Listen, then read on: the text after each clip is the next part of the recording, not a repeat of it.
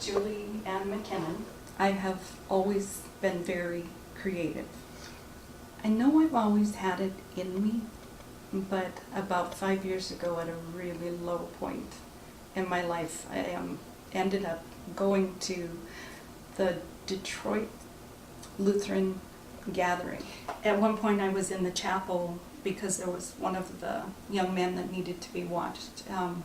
He was sleeping, and I didn't have much to do, but they had color crayons, they had paper there, and so I picked out some of the crayons and I started to just draw what was in front of me. And the thing that was in front of me was a cross that had many faces, and then in front of that there was a LED candle. And so I went ahead and drew that just to pass the time, and a perfect stranger came and asked me where the coloring book was that I had used, and I said, it's not a coloring book, it's what I drew. And, oh my goodness, they said, I certainly hope you do something with that.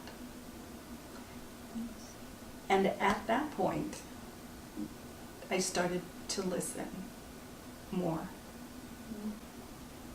When I decided to purchase some watercolors and go ahead and try to express myself through art, I literally took money away from my food budget to go ahead and get those watercolors, because at that point I did not have a job.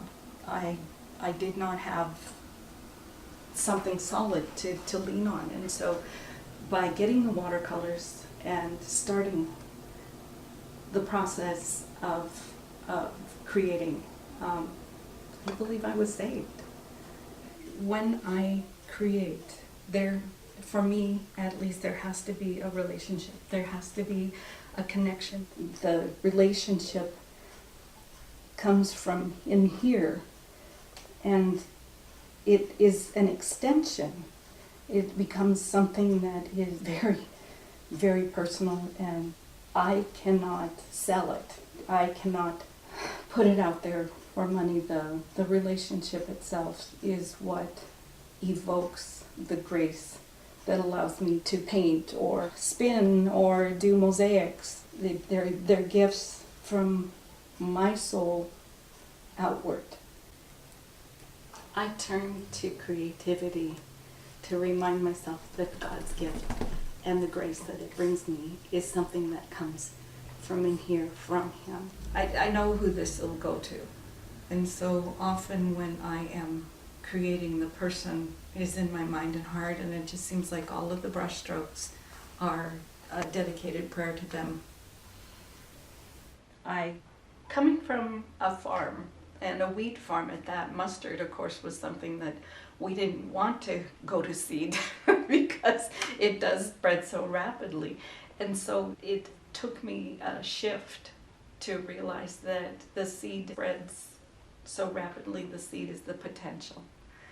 And the potential that lies there, as my art did for many years, until there was an awakening. And the awakening came during the dark time, just in the same way that a seed is put in a dark place and made to prosper and become something other than what we see, and to truly grow into something that is far different than what it starts out looking like.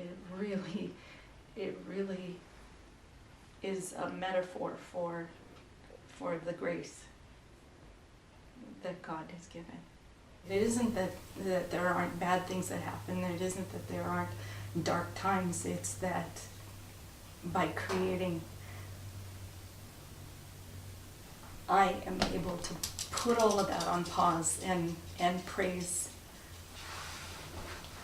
my maker, my creator, my gift. And even if it's for just a little bit, I am whole. I'm just whole.